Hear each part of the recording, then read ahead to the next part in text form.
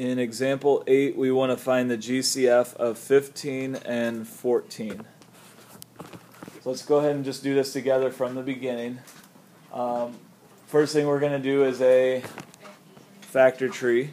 So 15 ends up being what?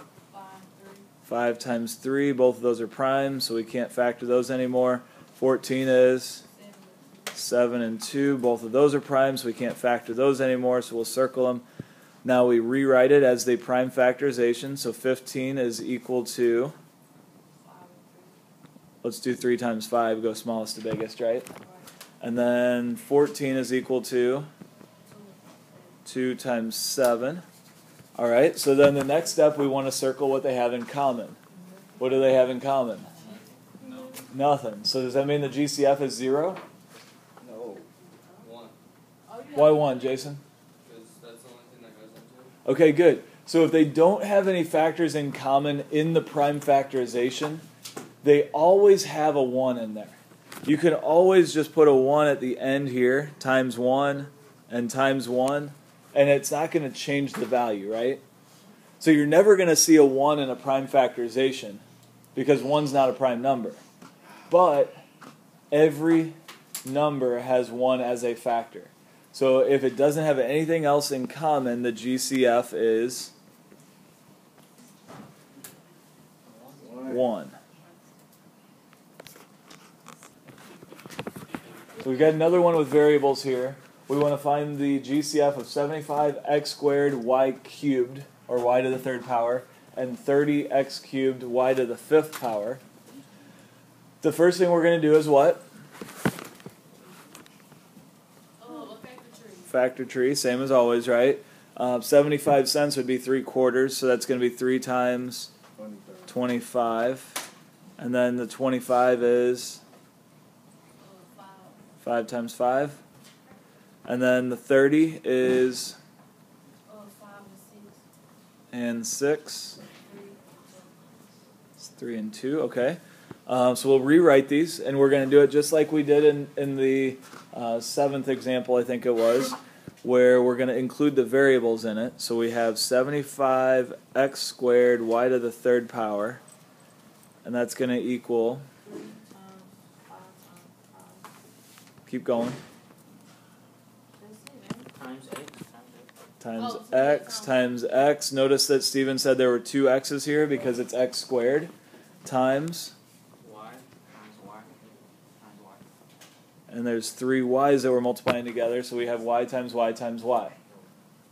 Alright, so there's your 75x squared y to the third power as the prime factorization. And then the other term, we're going to have 30x to the third y to the fifth, and that's going to be what? 2.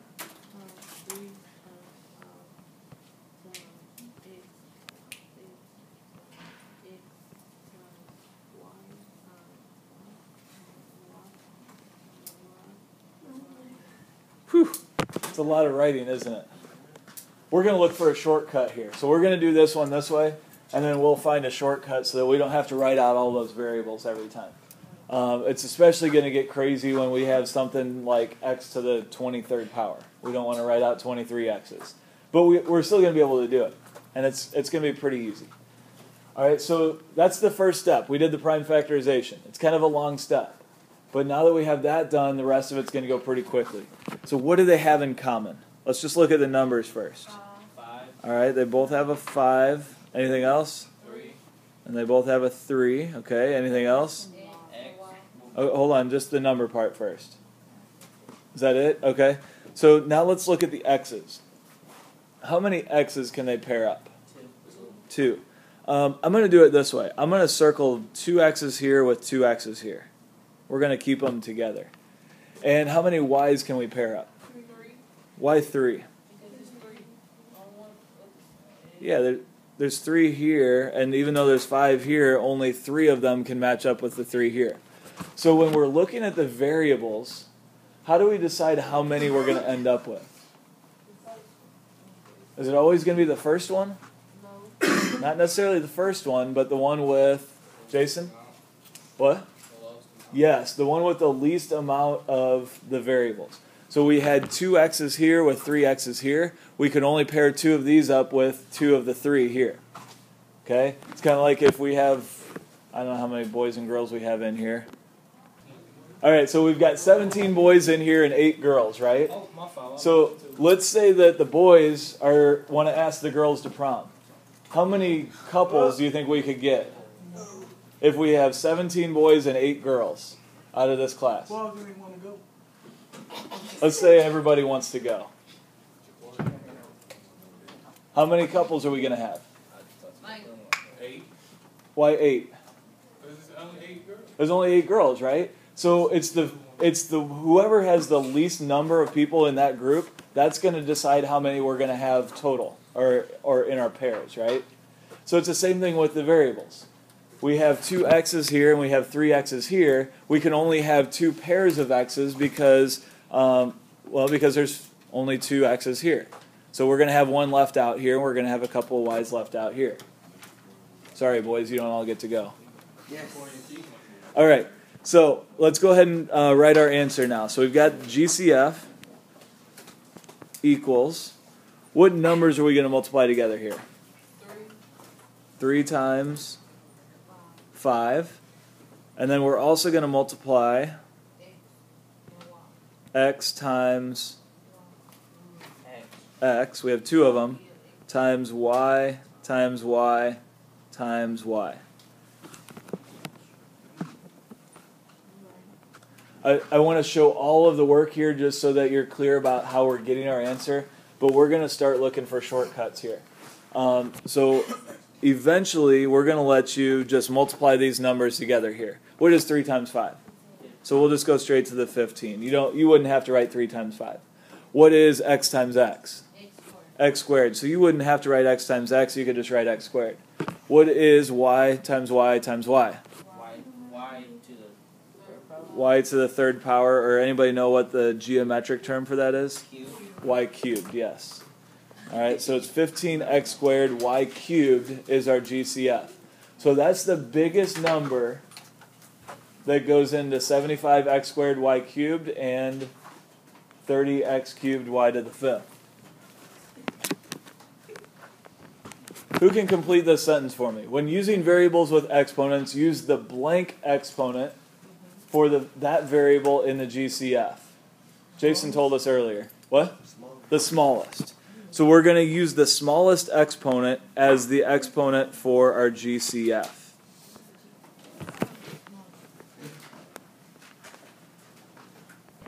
In this example, we want to find the GCF of 3 different numbers. We want to find the GCF of 36, 72, and 99.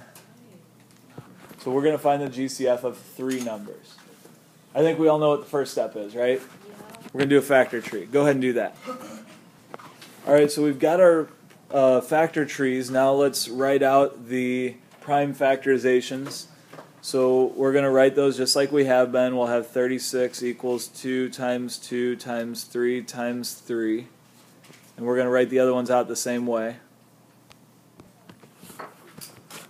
And now that we have our prime factorizations, we're looking for what they have in common, right? So is it okay if I circle, I see a 2 here and a 2 here, can I circle those? Yeah.